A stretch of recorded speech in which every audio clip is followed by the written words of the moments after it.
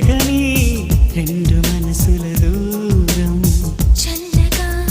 తెరవని కొంటి తలుపుల ద్వారం వలపు వానగారాలే పంపుతున్నది ఆకాశం చినుకు పూల హారాలే అల్లుతున్నది మన కోసం